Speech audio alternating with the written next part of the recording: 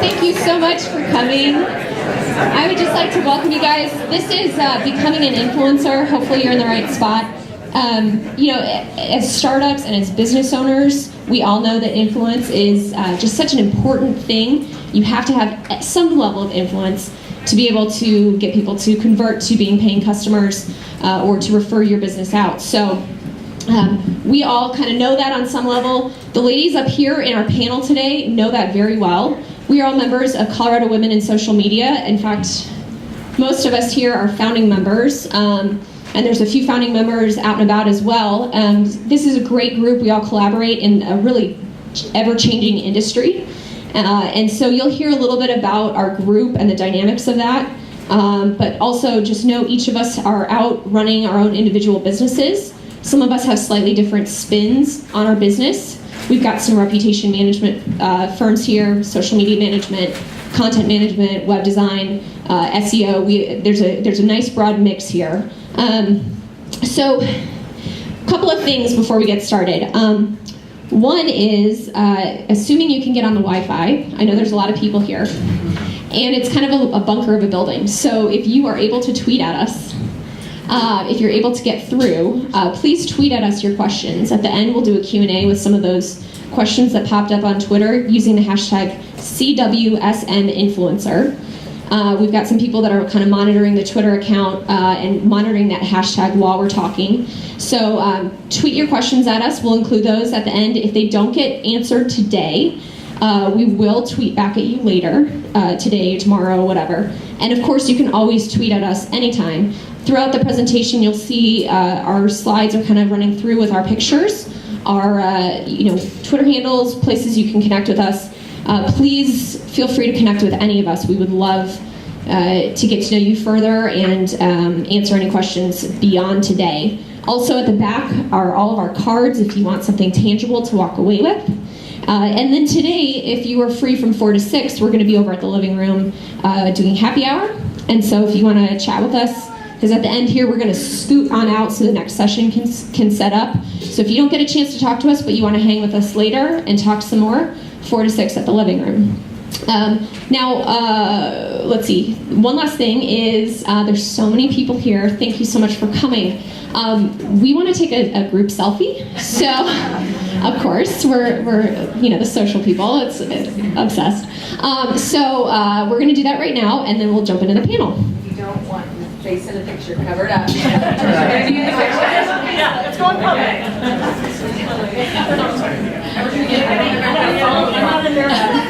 Everybody ready? 1, 2, 3. Let me make sure it's working. There we go.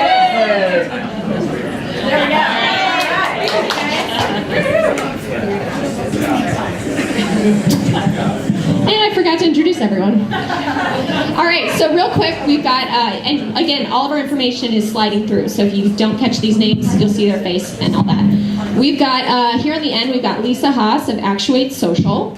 We have Joyce Foistel of Boomer's Social Media Tutors. We have Holly Claire of the Social Media Advisor. We've got Michelle Hoagland of Top Hat Creative. I'm Valerie Morris of Tintero Creative. And we've got, we'll start here on the end, we've got Melody Jones. She actually founded our group, so. Melody of Social Media Management Services, Aaron Sell of Socially Powered, and our moderator for today, Beth Jones of Social President Johnston. Melody Jones.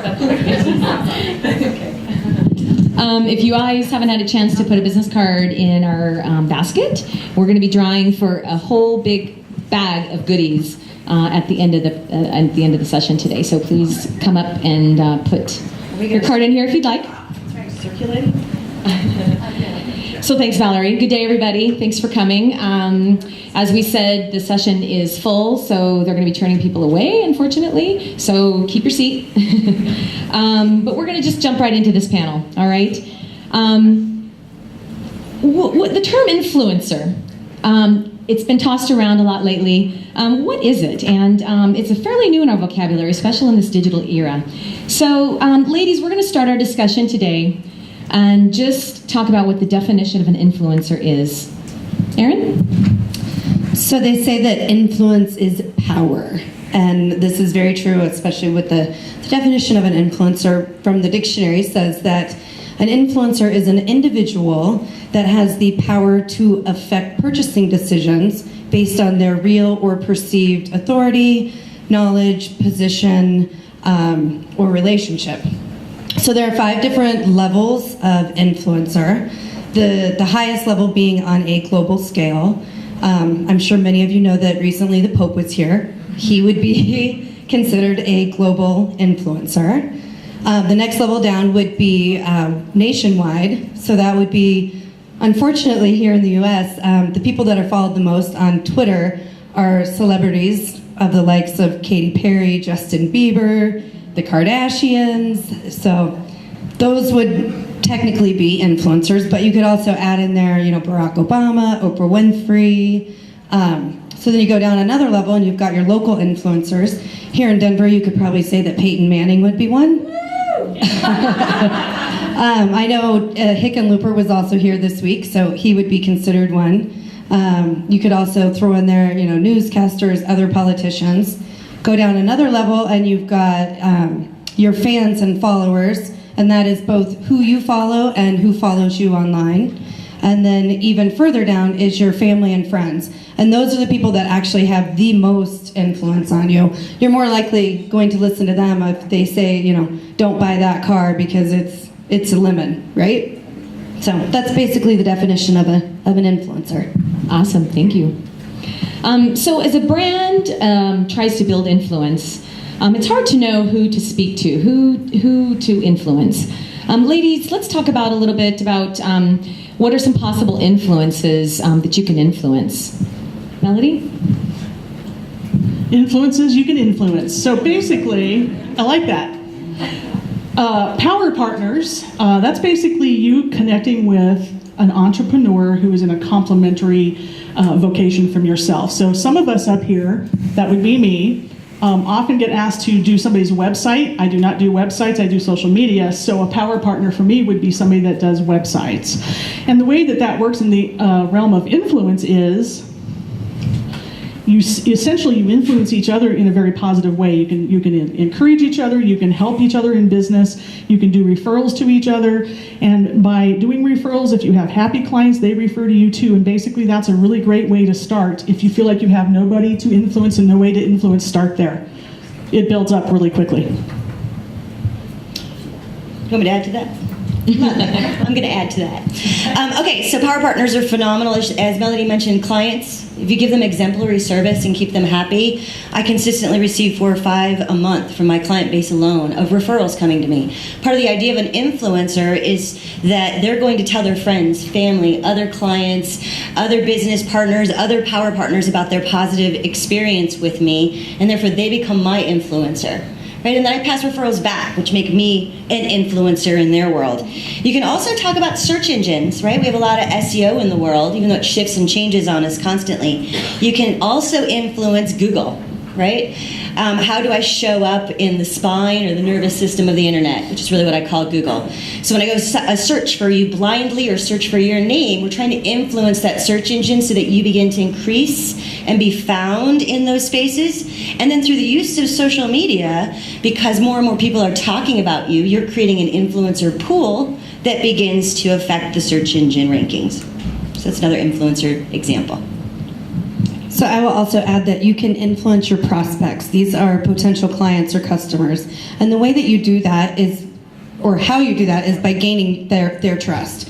The more that you're able to gain their trust, they will be more likely to share what you're sharing, what you're putting out there online. I'll just add on to the SEO and kind of the customer. You kind of want to think about just the general public is your potential audience, and that's really daunting. But when you start thinking about the way, how are you being perceived from the public standpoint, and that involves how you show up on Google.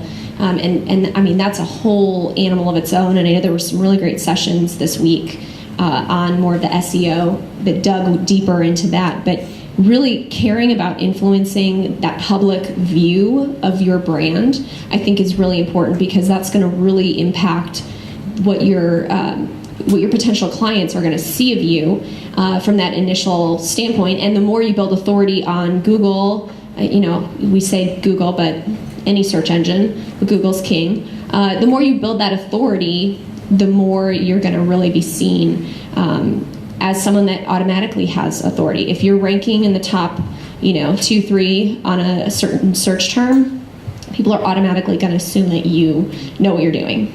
And it's just a clear perception thing. Well, let's talk about building authority a little bit. We in Colorado Women in Social Media know that, of course, the social media sites can definitely build your influence, but all over the digital world is where you build your influence. One of the key ways to building authority is having a healthy web presence in addition to social media. So what's that mean in today's digital landscape? I'll take this one again. Really, I think you start with the foundations. We talk a lot about wanting to get our brand out there, but you really have to have the foundations there first. And that starts with a healthy website. So if your website is not built properly from the beginning, you're going to have uphill battles trying to rank on Google, trying to really increase that user experience, get people to stay on your website, bounce around from more than one page, stay on your website longer, and ultimately convert.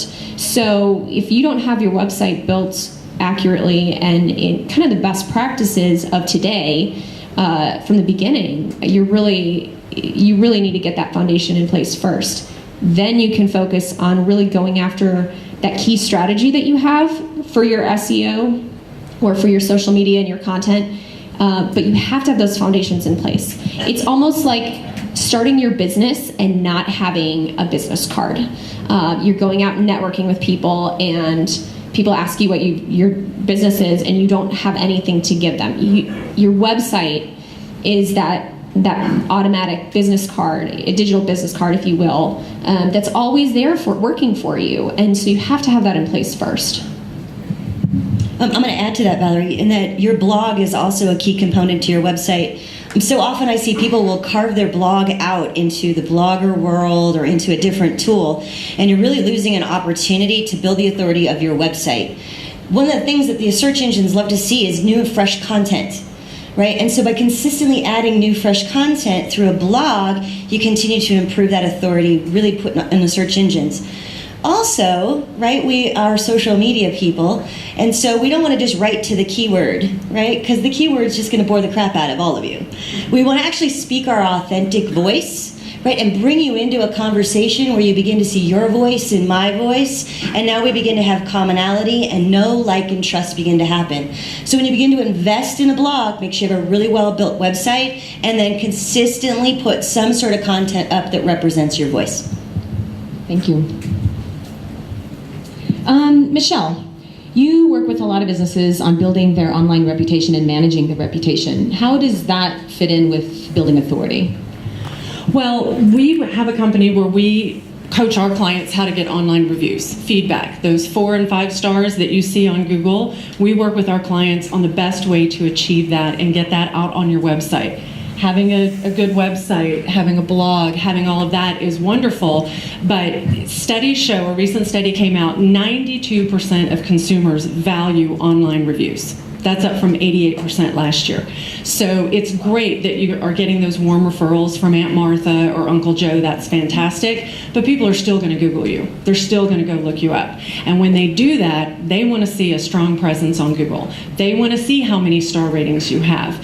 And a large majority of that 92% value the 4 and 5 star ratings. They also value the most current ratings. They look at the first 3 or 4, and if you're not current, they're going to move on. It's building trust, it's building your foundation for your business and showing that you are the best at what you do and that they will get the best service, the best product, whatever it is you're doing, they're going to get the best from you because you've taken the time to prove that you have authority, you have an influence over your field. That's the way to do it. What about email?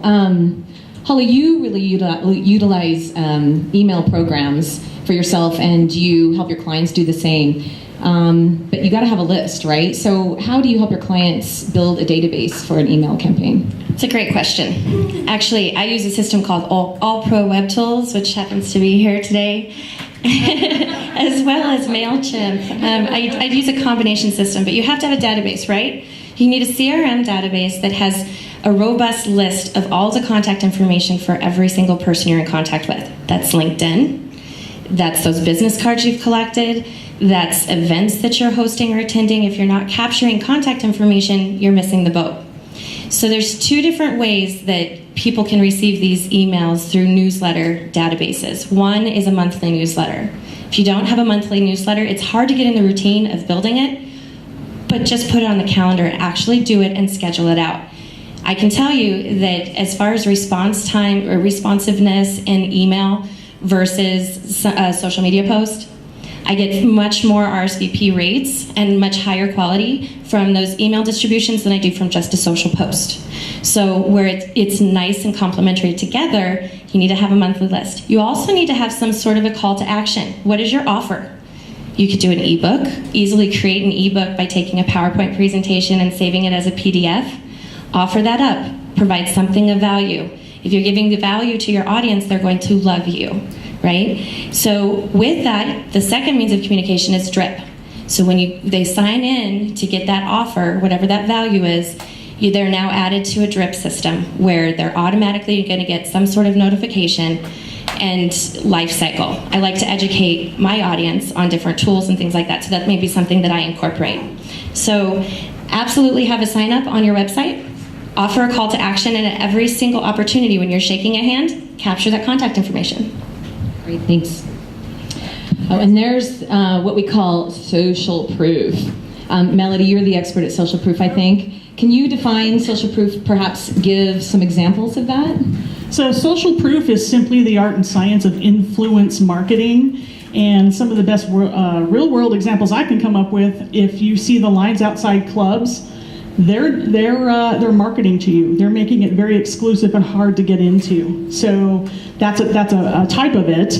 Another one is happening right this minute. How many of you would like to get your hands on an iPhone 6S? Can you? No.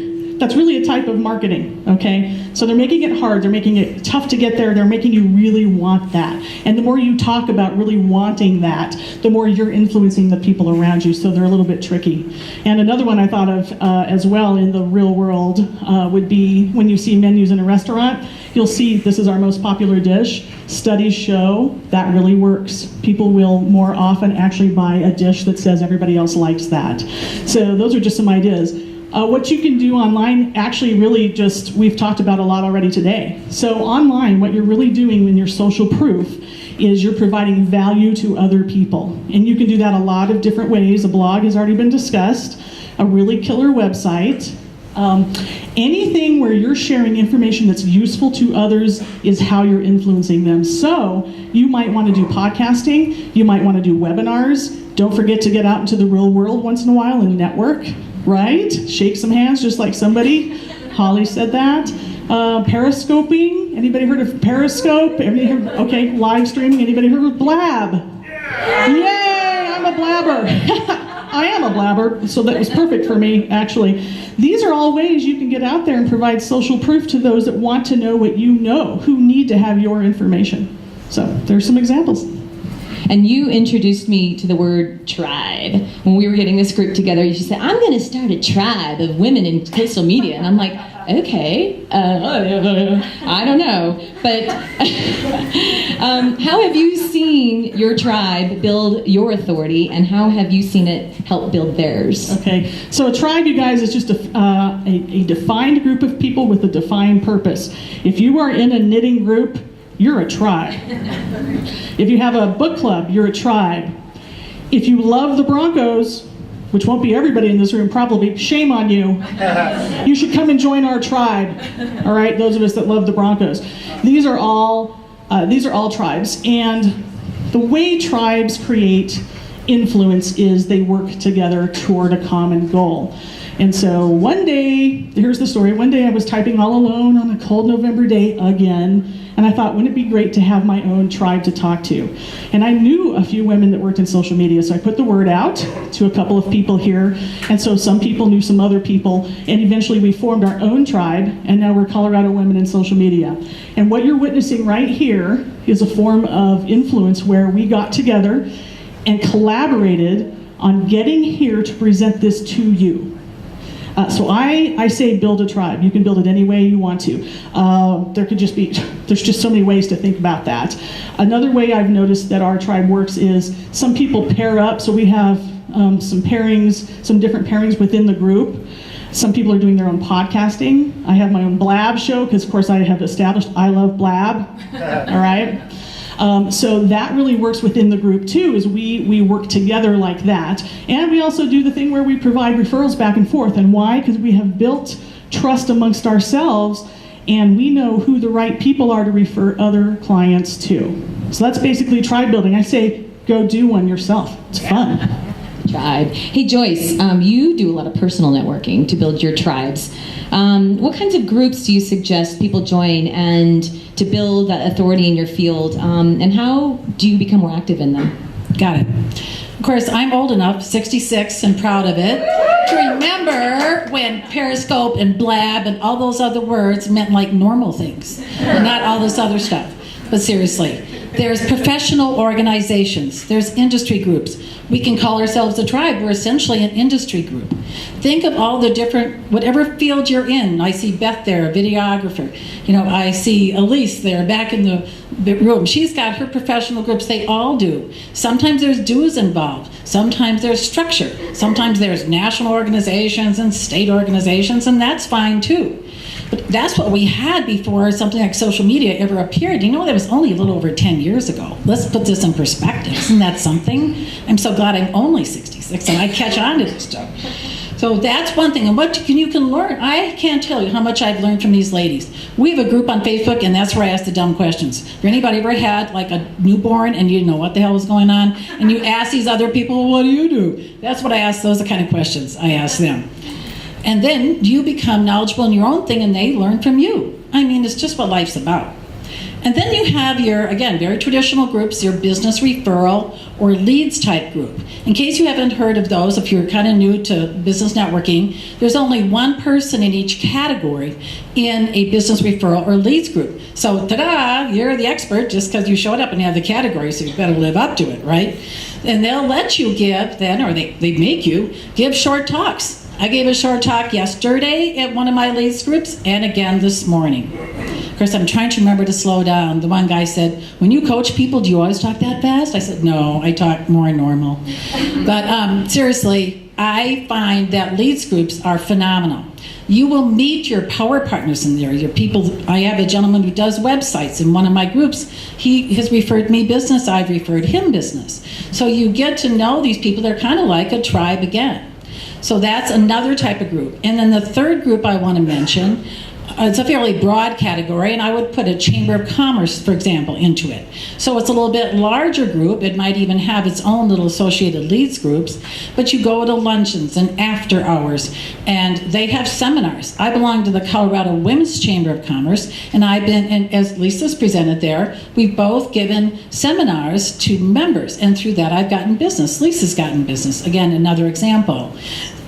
They have blogs. They'll ask you, they'll beg you, will you please write a blog post? We have no one for this month, or they canceled. There's so many ways you can get involved. Serve on committees, be on a board. When you give, you get back. Life's all about being of service. Just think about all the ways people have helped you and how you can help others. And then nowadays with Meetup, holy cow, all you have to do is put in a few keywords and you get Meetup suggested to you every single day of the week. So go to them. They're typically free, and you'll meet just a wide range of people. Sometimes they're industry specific, and sometimes they're broader. So check them out. There are so many excellent groups. So let's not forget about the, I'll call traditional or longer term use of places where you can meet people and develop your influence. And of course, as an extrovert, that's where I like to hang out. You hang out at a lot of them too, Joyce. It's like everyone knows Joyce. Everyone. You go to any networking group. Oh yeah, Joyce. Yeah, we know her. So just a reminder, if you guys have questions for any of us during the session, just tweet them to us at CO Women SOC Media. And use the hashtag CWSM Influencer. We'll find you. Kimberly's running around documenting all these questions so we can answer them at the end. Okay, so back on track. So being involved with social media every day of our lives, we regularly get to see brands, our clients, etc., building authority and utilizing social media to do that. So let's take a look at some of the larger social media platforms and just a few ways that you've either done it yourself or seen your clients build authority on those platforms. You guys, let's just share a couple of tips for each platform. But let's start with LinkedIn. Who's our LinkedIn expert? Valerie? So, how many of you are actually on LinkedIn? Right, show of hands. There's a lot of people out there that aren't in the world, so I'm glad to see so many hands here today. How many of you actually have posted or done something on LinkedIn this week? Good, more than I expected. So one of the things that I've really seen as really beneficial, there's actually two main things. First one is utilizing the LinkedIn's Pulse tool for publishing. And what that does is it allows you to republish or to publish articles directly on their online magazine. And so when I publish something, it goes out to not only my followers, they get that little flag notification that, oh, Valerie Morris published this post, and it gives a little preview of the title, but then also it goes out really to anyone that's searching on Pulse. And so by tagging it appropriately, I'm flagging people that might be interested in social media, content marketing, building a healthy website, any of those types of topics. And so every once in a while, it doesn't happen all the time, but every once in a while you have an article that just really resonates with people, and you have hundreds of people that you don't even know seeing that article because they hit like, they comment on it, then all of their followers see it. So there's really a lot of opportunity right now on the LinkedIn Pulse, and what I'll just say is make sure you're putting quality out there. I've noticed recently a few people starting to do like 5-sentence long published posts on the Pulse platform, and that's really more of just a status update on LinkedIn. When people go to Pulse, they're looking for some meat. So give them something really meaty and something of real value to them. The other thing that I've noticed that's worked well for me, and I've actually gotten a number of really good quality clients from LinkedIn, and then I meet them in person later, is consistency. I am consistently posting my content, updates, interacting with people, whether it's congratulating them on an anniversary or a new job, or responding to something that they've published and put out there. But I go on a couple times a week. And so it's just every time I do that, it's a way that I get in front of them. They get a notification that Valerie Morris liked your article, or Valerie Morris commented on your article. It just puts my name and my face, my little LinkedIn profile picture in front of them a couple of times. And remember, anything with influence here that we're talking about, and we're talking about multiple platforms here, but the idea is you want to keep getting in front of your customers, your prospects, your clients. You want to touch them on multiple levels. And so if I can be consistent with my interactions on LinkedIn, they're continually getting touched by me and my brand. Joyce, do you have something to add? Oh, yes. And I really stress the posting. That is going to increase your SEO like almost nothing else. So if you're not blogging, like Lisa said already, I'm going to sound like your mother because I could be for many of you. I'll go with the mom thing. Please start blogging. Secondly, do just what she said and reconfigure that blog a little bit and put it up there. But in case you're feeling, I don't want to say lazy, but you don't have anything brilliant in your mind at the moment, just do an update. I did a number of updates about this very event, all of us. I mean, we socialized the heck out of this event, and look at what happened.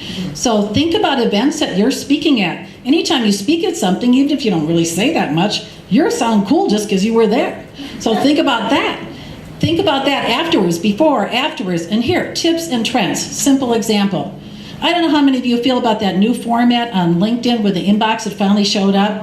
Oh, right? I mean, I just got a problem with it. But there was something I wanted to do, a little tip of value. So I said in my update, here's what you have to do now that this format has changed. This guy writes back like, oh, thanks a lot, Joyce.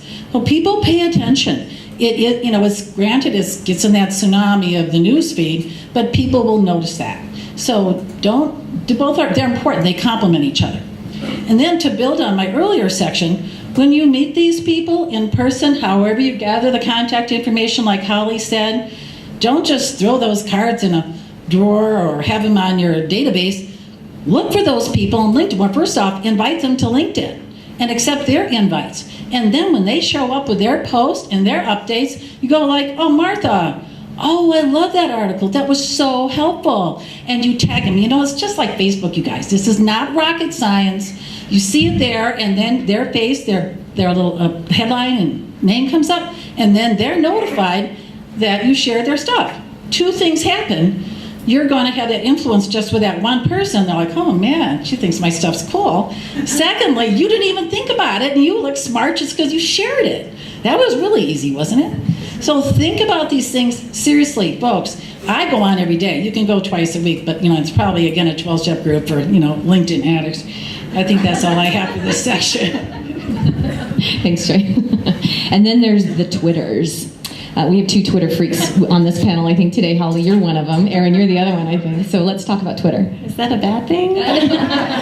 Okay, so let's talk Twitter. 140 characters, right? No, 120 characters. Why 120 characters? Well, because if you want engagement, you want shares, retweets, mentions, you've got to give room for your audience to be able to do that. 120 characters, guys.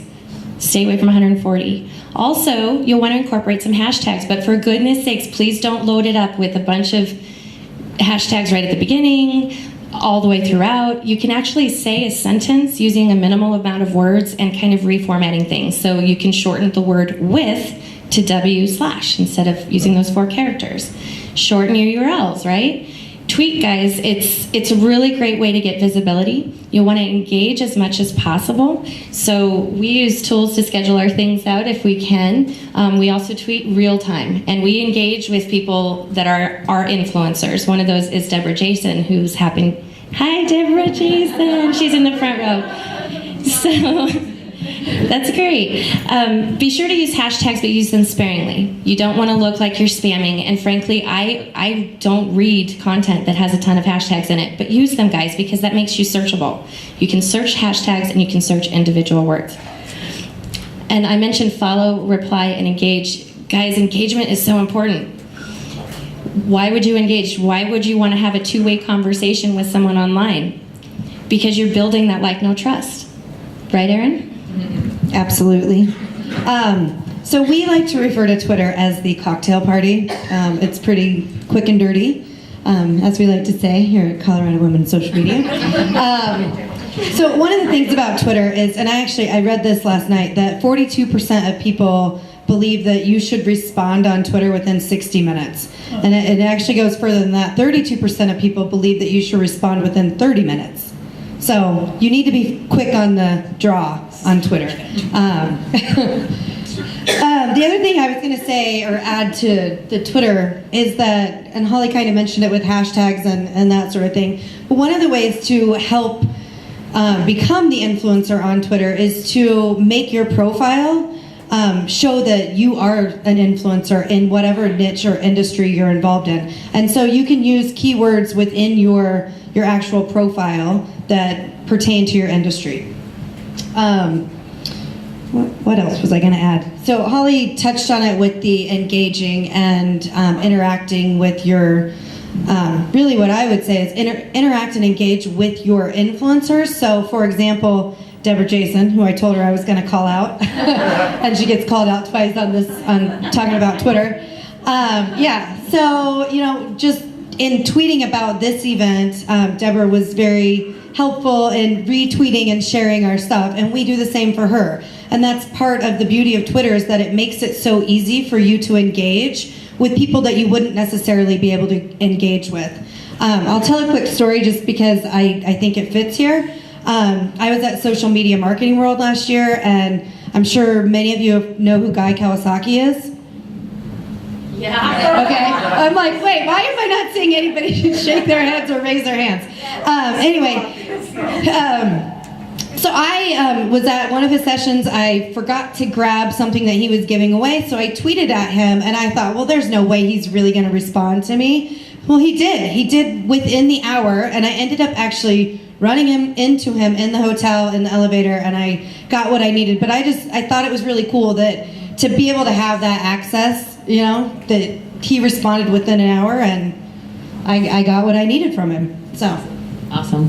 The Twitter is the cocktail party, and the Facebook is the friends and family. Oh, did you have something to add? I'm sorry. Actually, to that. Okay.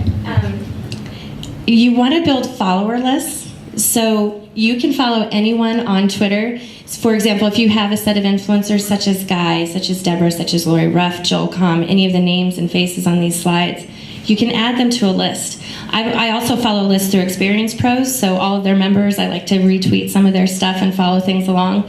I do that for all of my networking groups and for the Colorado Women in Social Media.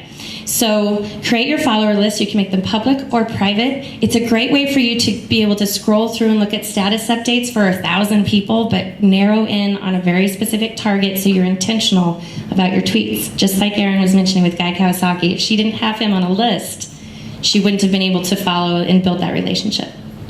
Awesome. Thanks, Holly. All right, so Facebook, the friends and family. Melody, you are known to your clients as the Facebook queen. I do like friends and family. I like cocktail parties too, just for the record. You know, I know. All right. So I was going to ask how many people here are on Facebook. I'm not going to ask that. Thank you. One person. What I want to know instead is, do you know anybody that isn't on Facebook? Does anybody know? Because that's becoming more of a thing. Quite a few. Okay. Were they former Facebook users? And they stopped. Okay. Well, I'm here to tell you that it's still the big gorilla on the social media block. Okay, there are 1 billion active Facebook users per month worldwide. I am talking worldwide. Those who log in every day spend 20 minutes a day at least on Facebook. So you would be remiss not to get on Facebook as a business and still have a business page. You need to do it. You just need to suck it up and do it. When you get onto a Facebook business page, of course, you've got to do what we've talked about several times here, and that is be consistent. So don't start a Facebook page and never post again, or post every now and then. People will look for you on there, and they will notice you don't care about that Facebook page. So it's important that you get on there and be consistent.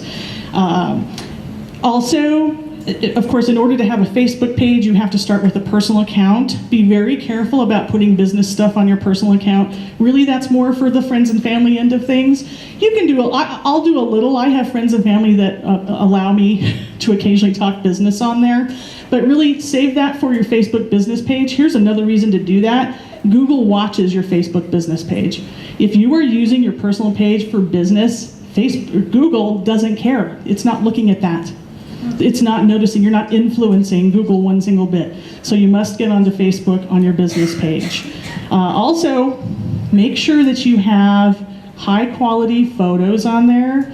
You can do a photo with your dog if that's part of your shtick. That's cool. The thing about Facebook is it's a little more casual, so you want to be approachable. And it's okay to have a photo with your dog if you want to. I know a woman named Joan Stewart. She's the publicity hound, and her shtick. Does anybody know who she is? Anybody? You ought to look her up. If you want to get publicity for your business and free publicity at that beyond social media, she's your expert. So go look her up.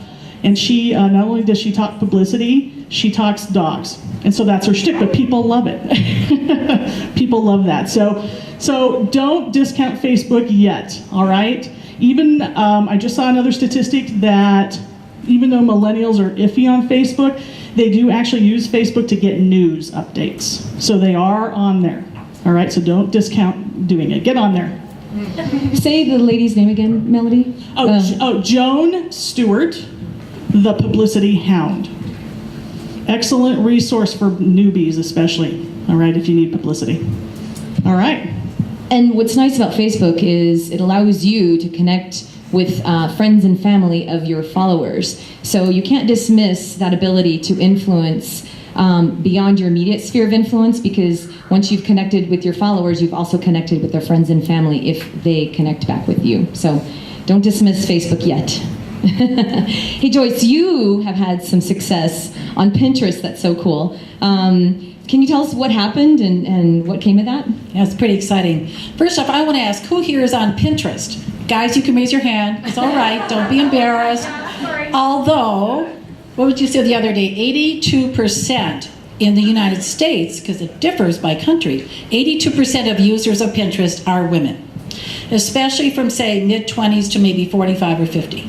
So even if you are a guy and you have business, that's part of your target market, get your butt on Pinterest. And do it as your business name. Now, you might have your own separate little account for whatever, personal interests you have, but brand on Pinterest as your business name. Then, I'm going to sound like a broken record. Remember that thing about the blogging? When you blog, you take that blog post from your website. This is not rocket science, guys. And there's a little thing called a pin it button. Very simple to install, it's different on the different browsers.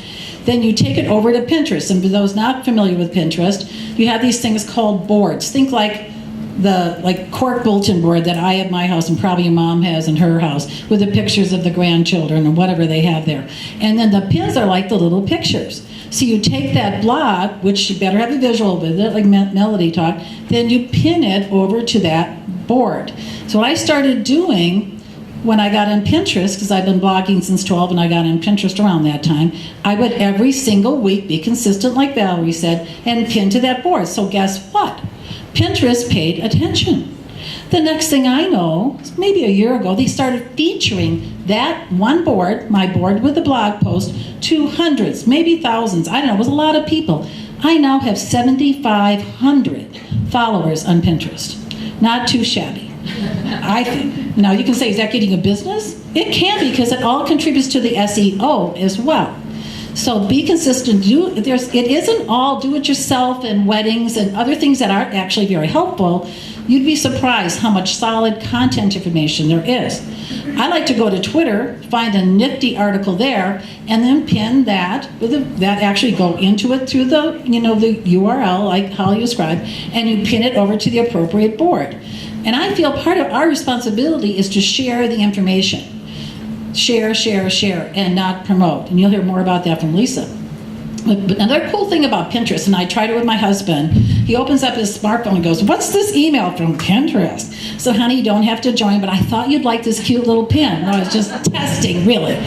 But you can send a board or a pin to someone not on Pinterest, a client, a potential client, a power partner, even your partner if they'll tolerate it. So I just want to say Pinterest is not as much fun in a way as Facebook or Twitter or LinkedIn, because you aren't interacting as much, but it's just amazing what you'll find there. And you can become more of an influencer by contributing to that vast reservoir of knowledge.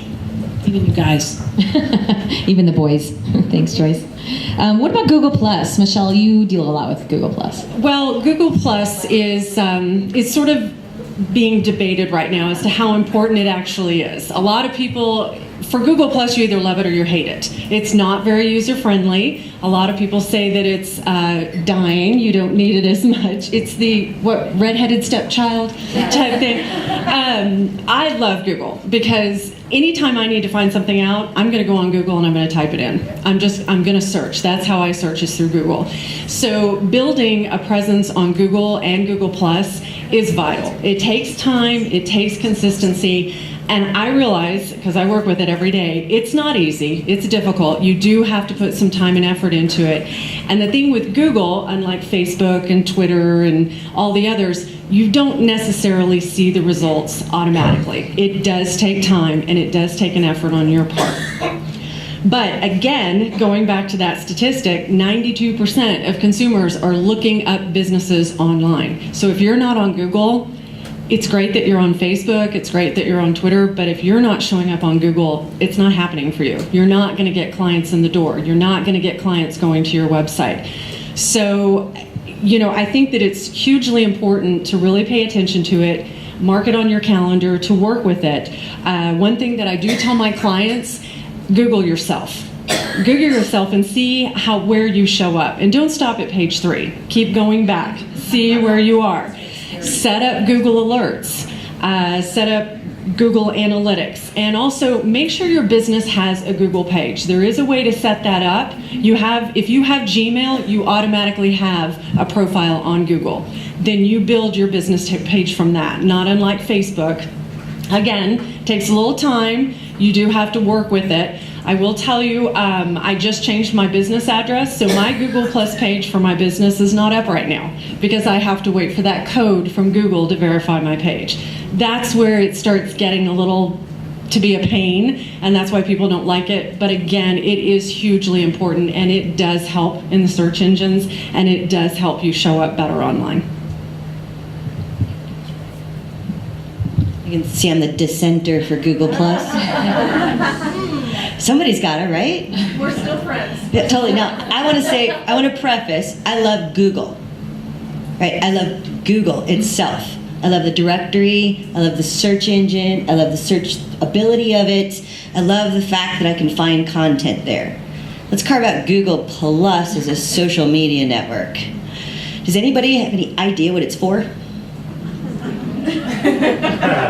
Right, we got a cocktail party, we got a little love and family, right? I call Twitter the pulse, and Facebook's all about heart, and LinkedIn's our brain. What the heck is Google Plus doing, right?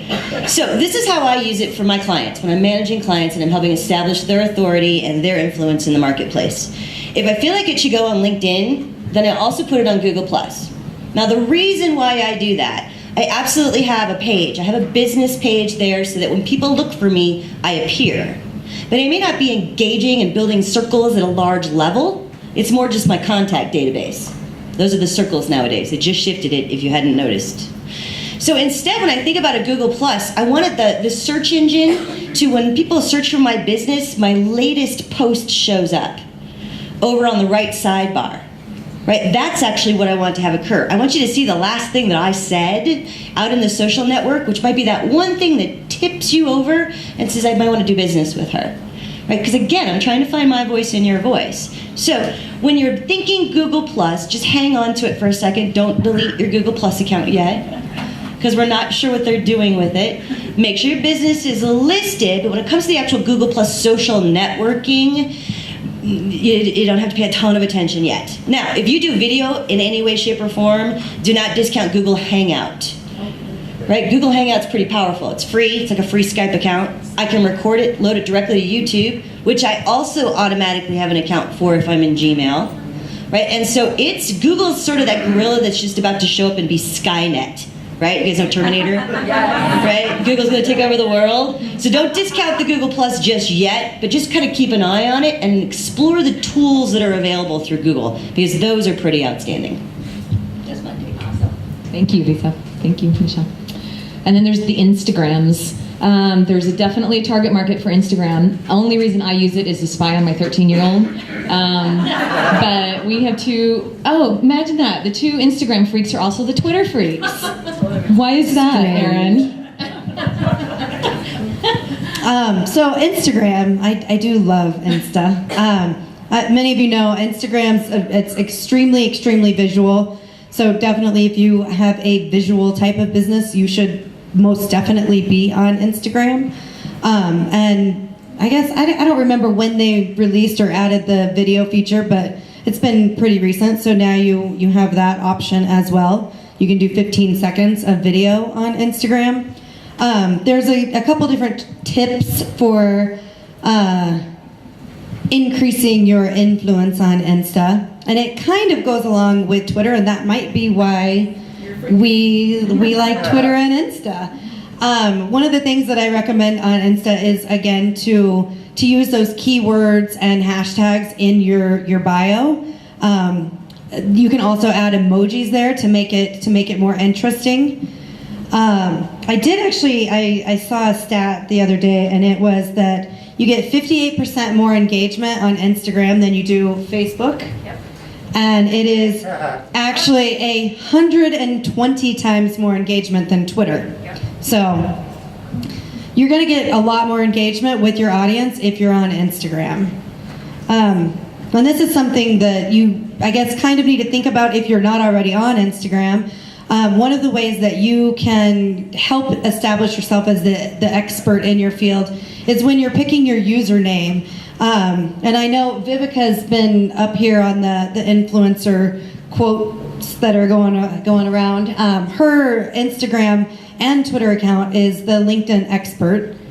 So right there, you know immediately what she does, right?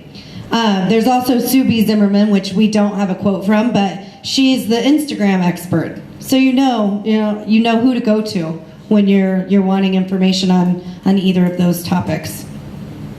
Holly? Yes, I like that you touched on the emojis in the bio. You can also do emojis in your content. So you don't have 120 or 140 characters to work with, so you've got to be careful. You do have the option to share in Twitter, in Facebook, in Flickr, and Tumblr, right in the Instagram app. So if you do want to stay within your character limit, be aware of that if you're posting automatically to Twitter. So by incorporating some of these emojis in your bio, you've got some nice color, and you kind of want to do bullet points, not necessarily a phrase, if you will, as far as your bio goes. Think of the top 5 things that you offer, your top 5 products, your top 5 packages. What are the top 5 things that people want to know about you? Those should be your bullet points. And you want to have a call to action. So mine is a download of my ebook, and I've got a bit.ly shortened URL on there, so that way I can keep track of how many clicks I've gotten on it. And I use a little emoji that actually points down to it, so people know exactly what to do. So that I not only use it in my bio, but in my content as well. So adding on to the video and images and engagement, yes, you can have a lot of engagement. But you know what? I actually did a test on this to see what kind of engagement I would get if I didn't respond to anyone back for a while. I got 0. No one was hearting anything. No one was mentioning anything. And everything I posted went for naught. So was that beneficial? No, you got to take time. So pick some time in the day, two to 3 times a day, 15 minutes. Get in your social media devices, your apps on your phones. Engage. Start liking things, sharing. Mention when someone likes you back. I know some people in this room really are very good about that. If you're not engaging, guys, this is social networking, social media. We are choosing to have social relationships. So when you choose to not comment, like, or share, people notice that. I was going to add something as well. You want to make sure you're tagging people on your Instagram posts, either within the actual comments or on the actual picture. However, I will note that don't tag people just to tag them because it's spammy. Make sure that they're actually either in the picture or there's someone that would most definitely be interested in it.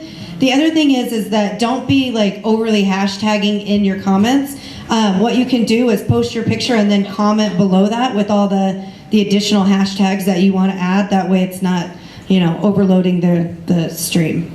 Okay, I'm just going to add really quick 2 things. First of all, you don't have to be everywhere. Okay, so we give you a bunch of information on social media networks. Pick 1 or 2 and master it. Go where your audience is. We're going to talk about that next.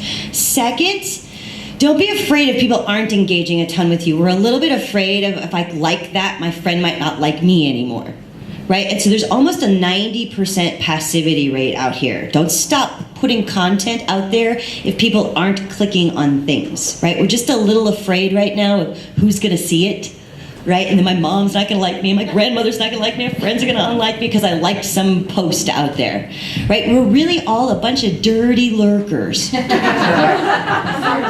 Really, we just sit and watch and read, and people will walk up to you at the wonderful events that you still do live. Yes, you still have to shake hands and kiss babies, right? But what they'll do is walk up to you and say, that was incredible content. Thank you, that's exactly what I needed to hear. Okay? Where you hear us all saying engage, the reason why is because we need you to come and engage, because the tool, unless you click, can't determine what you want to see. Okay? So just to clarify that. So we've talked a lot about building our influence on all these social media sites, but it doesn't just happen. You're like, woo, I'm just an influencer, woohoo. You really need to be strategic about it. So Michelle, what are some key things that we should focus on when building our social media influencer strategy?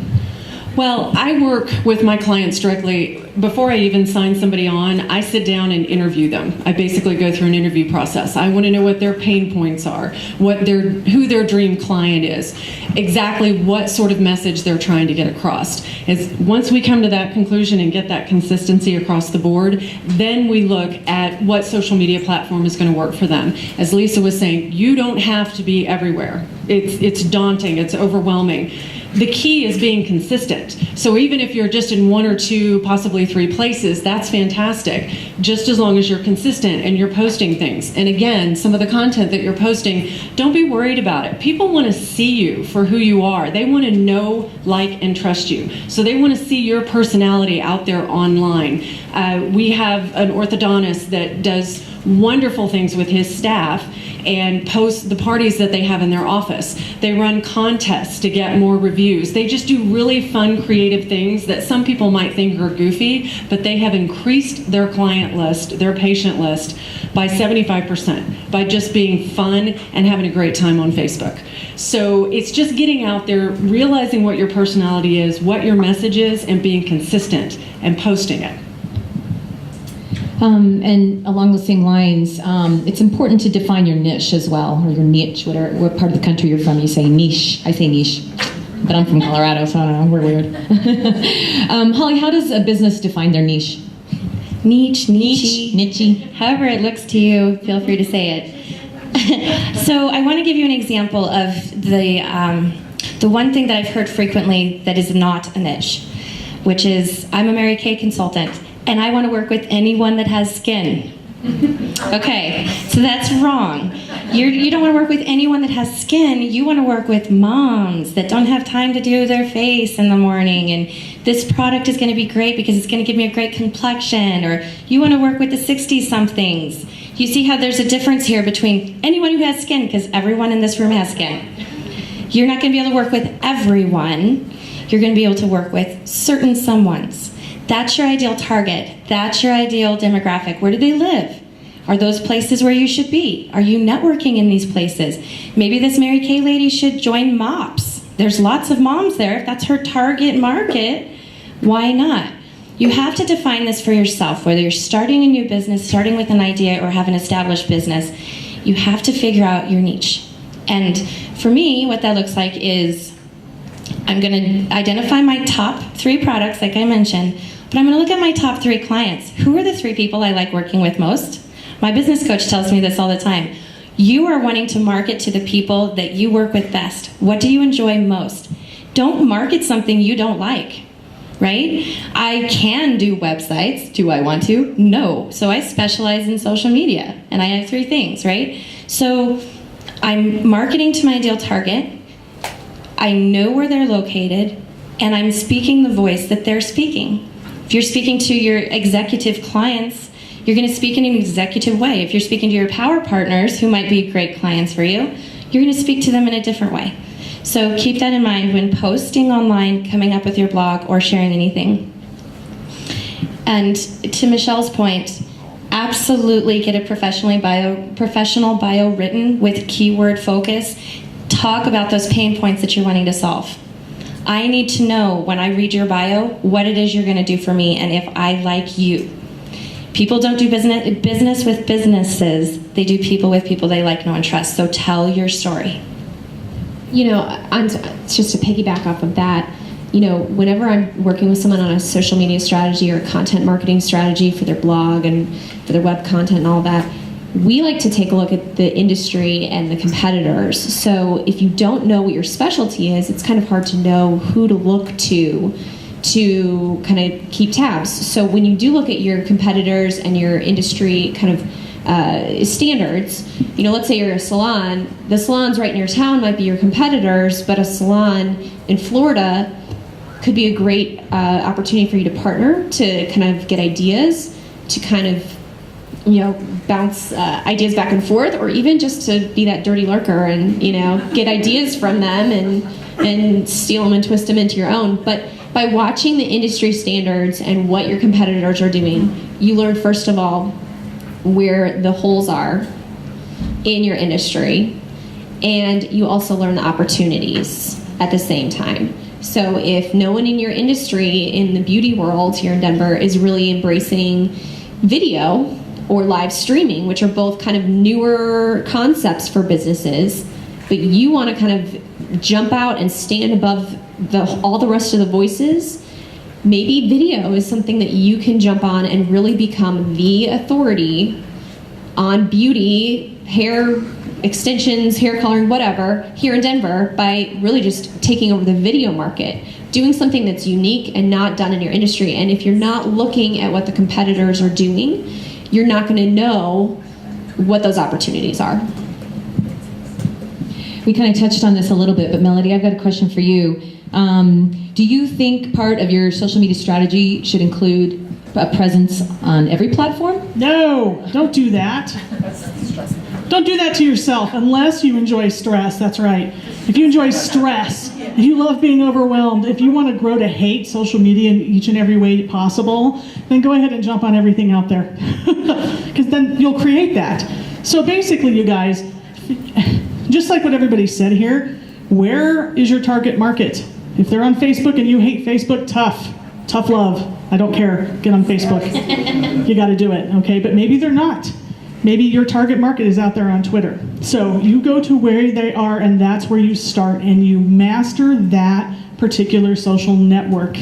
You get your tools into place, you get some automation into place, you figure out how you're going to get on there and engage live. And once you've got that figured out, go ahead and consider adding a second platform. Where else is your target market? But don't do it all at once. You'll end up having all of these different networks out there and platforms and bios and everything, and you're going to look like the Sahara to anybody that's coming to find you. And so the second I see somebody that has abandoned a social media account, I do actually think twice about whether I'm going to do business with those people. Better to not have it out there than to have it out there and never go to it. So there you go. And one way to prevent that social overwhelm and execute your strategy effectively is to build what's called an editorial calendar. And Holly, you're our editorial calendar expert here. Can you tell us what that is and how to build one? Yes, I actually learned from my business coach, Sabina Claus, LLC, sitting in the second row. So you have all these platforms, or one or two, and you're sitting there, it's like, oh my gosh, it's 1 o'clock. I need to post something on Facebook. I didn't post anything on Facebook. What am I going to do? Don't freak out. There's tools out there. I use Hootsuite.com, Buffer.com, HubSpot, Route Social. There's tons of different tools out there. You got to find one that works for you, but sync that up to your social media accounts and come up with an editorial calendar.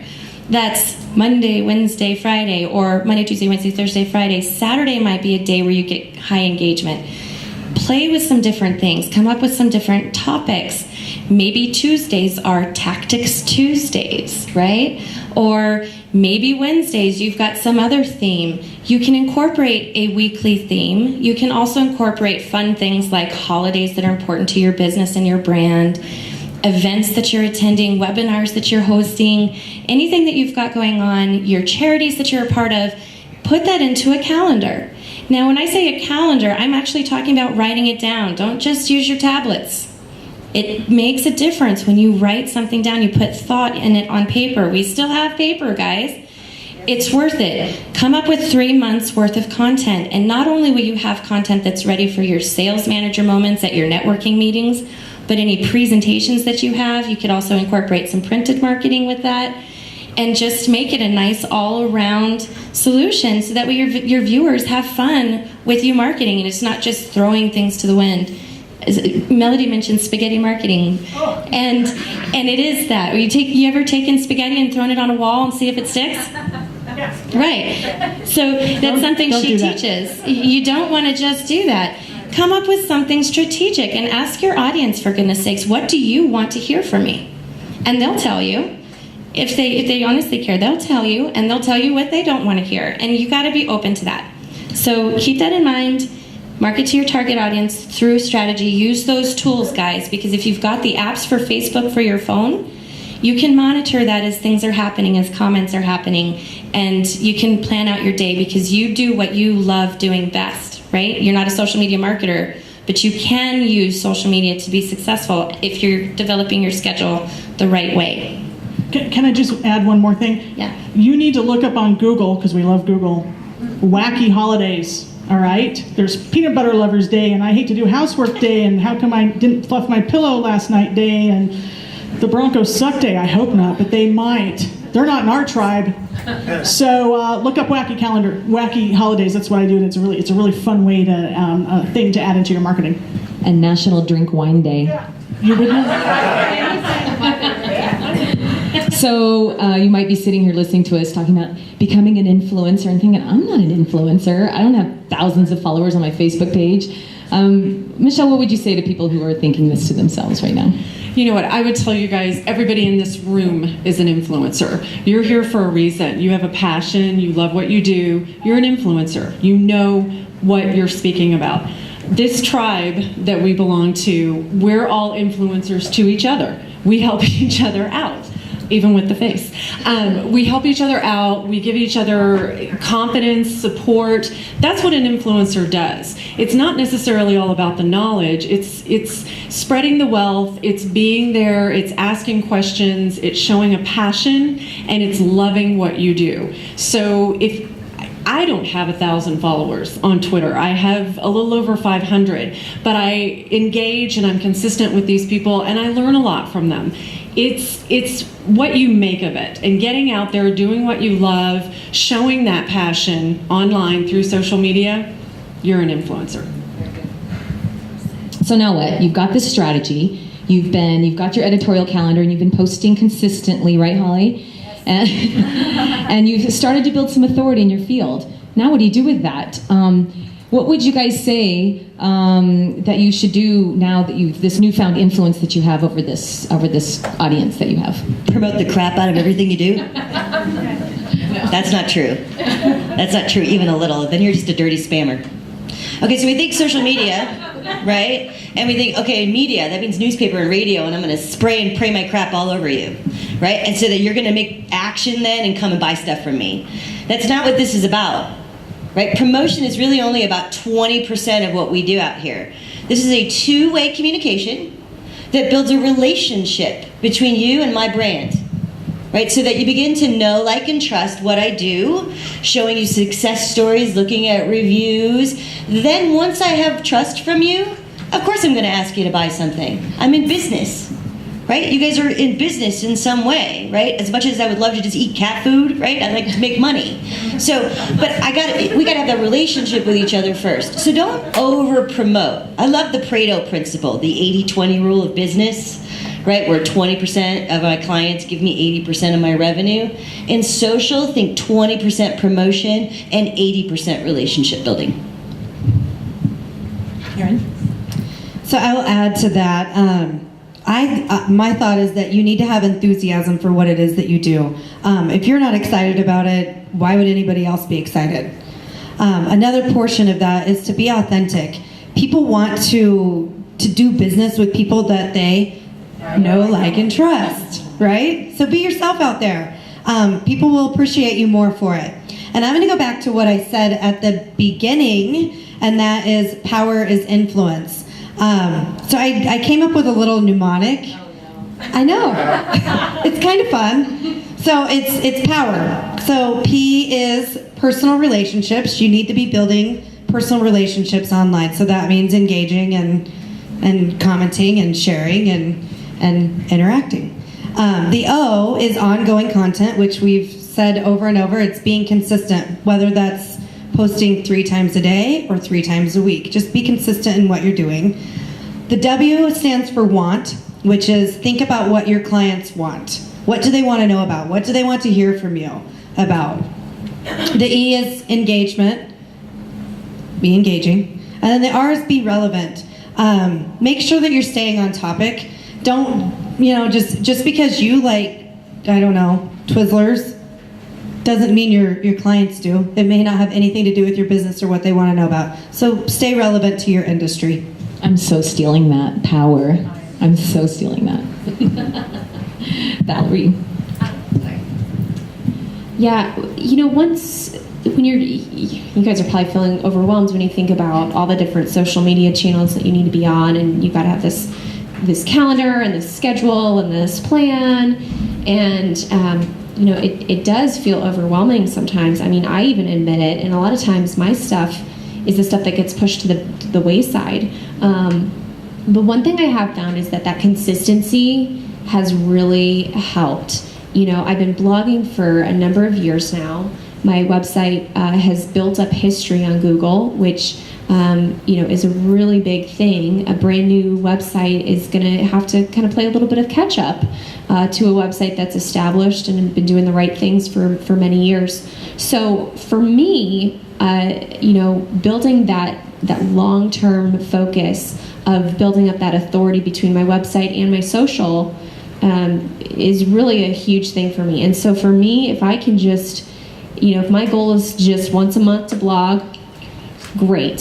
If that's all I can handle, that's what I'm going to do. If my bandwidth is once a week or twice a week, then I am going to commit to doing that. And if I can do that well, over time, you will see your authority grow. You will see that consistency helps you not only on Google, but also with your organic interactions with people on social media. And I cannot tell you the feeling that comes when somebody calls you because they found you on Google. I mean, I literally get up and I do a happy dance. And it's still just as exciting every single time it happens. Whether it's, they found me on LinkedIn or they found me on Google, whatever the case may be. But it is really an exciting thing, and it's something, that excitement is from the fact that you've built something you've looked for the long-term picture, and you're seeing the fruits of your labor. Holly, do you have something to add? One of the great things that we've been able to do as far as Colorado Women in social media is co-op. And I encourage all of you to do that. If you're an electrician, power up with another service person, maybe a plumber. If you do hair, power up with a wedding consultant, right? Maybe if you do hair, power up with a makeup consultant. That offering a full customer experience is such the thing to do right now. Not a lot of our companies have a staff full of employees who all have their specialties and they do their tasks and lists of everything on the job description. We're finding more and more that businesses are working with other businesses that specialize in things that they love.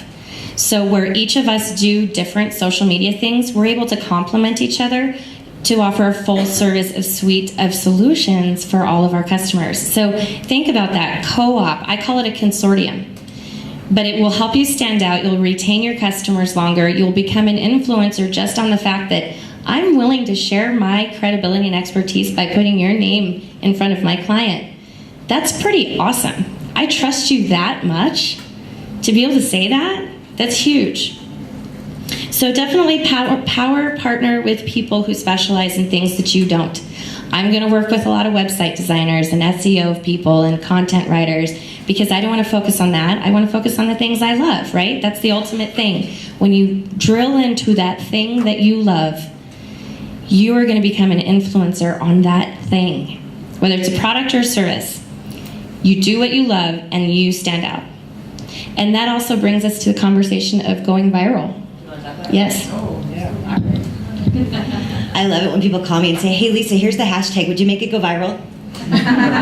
It's my favorite thing, right? Like if I could just make things willingly go viral, I would be, I don't know, on TV at this point or something. So let's talk what virality means. This is a huge component of influencer, right? And the tribe that you're creating and that know, like, and trust. The idea behind virality, first, let's define that, is that something that accidentally catches hold in the people and then everybody starts to spread, right? Not because I told you to, but because we're fascinated by it, right? We start to share things. Now, you can create some sort of virality around those tribes that you're part of, though. Like, we're making the influencer hashtag go a little viral in terms of getting it in front of more and more people. This weekend, I worked a conference. I socialized a conference, and we used a certain hashtag. We had 200 women in the room, and I did a little contest of, hey, do a little selfie and put this hashtag. Those 200 women reached 22,000 people, right, for free. They just needed me to tell them to do it, right? And so that's where virality really comes into play and something you can begin to influence from a viral standpoint. It's not just the stuff that hits the news. It says this has gone viral. Does that help you guys kind of determine what virality is really about? Okay, if anybody ever calls you and says, make this go viral, hang up on them. So we've reached out to some friends of ours that we consider influencers in our sphere of influence. You've been seeing some of their comments loop through behind the screens up here. And Valerie spoke a little bit about approaching influencers to partner with you, because that is one way to expand your brand, is through using other influencers to help you, right? So I just want to read a couple of these because they're really important. Andrea Vall, I don't know if y'all know her. She's a social media queen. I think she co-wrote Facebook for Dummies, and she's local here to Colorado, which we love her for that. She says, so the question we ask them is, how do you want to be approached by us laymen as an influencer? She says, if an influencer does help you in some way, give them a big thank you online, send them a card, leave them a LinkedIn recommendation. Thank yous are appreciated, and after you connect with the influencer, continue to participate in their community and develop that relationship further. We have an influencer in the audience with us today, Ms. Deborah Jason, and she said, pay attention. When someone approaches me, I like to know how they connected with me, why they're reaching out, and who the audience is that they're serving. Appreciate that other people's time and thank them for it. Be grateful. So among all of these influencers that we reached out to, one thing came out that they agreed that they thought was very important before you contact them, and that's that you've done your due diligence, that you've done your homework. You know what books they've written, you know why they're relevant and why they're an influencer, and be cognizant and grateful for their time. So, Deborah, if you get attacked later today, I'm sorry. So that concludes our discussion for today. We hope we've provided you with some information to go out and tackle, be an influencer in your own community. We sure you have lots of questions. Is Kimberly around? Kimberly has been tracking any questions and tweets that have been coming to us. So we've got about 10 minutes that we can possibly answer some of these questions that have come through us on Twitter. Yes, and when we're going to answer a couple questions, and then we're going to draw for the goodie bag. Goodies. Okay. Okay, Caterbug says, I want to get out there, but I feel the need to protect my identity. Women are often crucified online. Thoughts? Wow. And I won't call you out, Caterbug, because I don't want to crucify you online. I have something real quick on that. Yeah. Too often when you're on, say, Facebook, you don't go to the privacy and settings. In fact, they recently changed it a while ago with a little drop-down thing to find it. It doesn't even say privacy anymore, stupid Facebook. It says just settings. So go in there and go through just line by line by line in terms of who can find you online. Go and do that for every single social site. On some sites, you want to be more visible, and on some sites, you want to be more restrictive in terms of who can find you. So just do your homework, and you should be, can't say safe for sure, but at least more safe because you took the time to look that through. You know, I'll just say, maybe this is tough love, but you're promoting your business, and if you are an integral part of your business, you need to be promoting you. You need to just get over it and get out there. But if you are promoting a brand and it is not dependent upon your name and your face, you have the business profiles, and you can really promote those and build up authority for that brand name without necessarily plastering your face everywhere. Good. Nick G, I won't say your last name in case you're still here. This is a perfect question for Miss Michelle.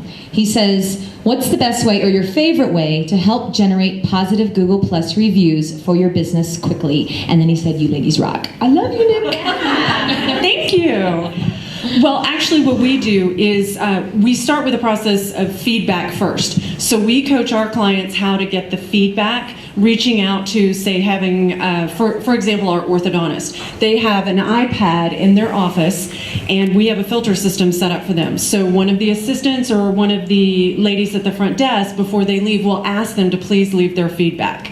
And it's either a thumbs up or a thumbs down. If it's a thumbs up, they're automatically directed to that orthodontist Google page to leave that review. or Yelp or Health Grades, wherever we want them to go. We set that up for them. If it's a thumbs down, that client or patient is given the opportunity to vent right there.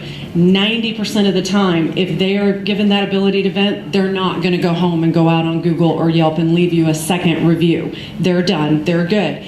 But when you give them that opportunity to vent through the system that we have set up for our clients, you immediately get an email that that customer or patient was not happy, and you can reach out to them, hopefully correct the problem, solve the issue, and turn it into a good review.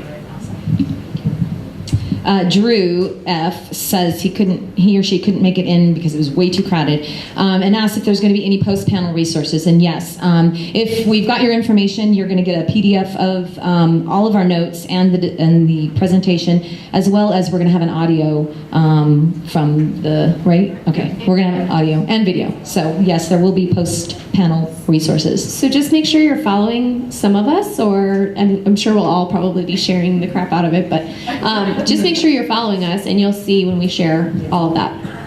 Okay, for Eric Z says, any tips for organic growth on Facebook? Organic growth. Facebook queen. Okay, organic growth. Yeah, that's tough. A very, very small percentage of people that like your page see anything you ever post. It's tiny. I don't know, 10%? About 10? That's the last 9? 6? Dang it! I guess I'm an optimist. So with organic growth, it's basically about consistency. You just have to be very consistent. And here's what I say. Don't be afraid to get mom in there. You get out there. This is what I do all the time. You get out there and you ask people to actually like your stuff and comment on your stuff. Because the more that they do it, the more that people that they know see it. And it's one way to grow organically. So just ask people to help you. That's the best way. Secondly, I know you're asking organic, but consider paying for ads. Consider it. That's where you're really going to get your best growth. Basically, what Facebook wants you to do is give them money to show your stuff to people that already like your page. I know it's sad, but that's the truth of it, so consider going that route. Engagement? Yeah. Are you going to do engagement? Okay, I wanted to throw in a little tip at the tail end of that, because if you are going to pay, guys, don't put your bank account in there. I personally have dealt with fraud from Facebook and Google ads and different things like that. Invest in a Visa gift card. All they care about is that there's a card number in there. And if you put one in, you always have to have one in. But you can control the budget on that. If you want only $50 to go to a campaign or to go for a month, you've got total control. There's no errors. Then you don't have to deal with credits, because you won't get a credit ever. Ever, ever, ever. So just consider it, guys. Don't put your bank account in there, and you have some thoughts on engagement. Really quick, when it comes to organic growth on Facebook, I also have to add, get people to click and engage with the post. Every time somebody clicks on it, you get in front of about 130 more people.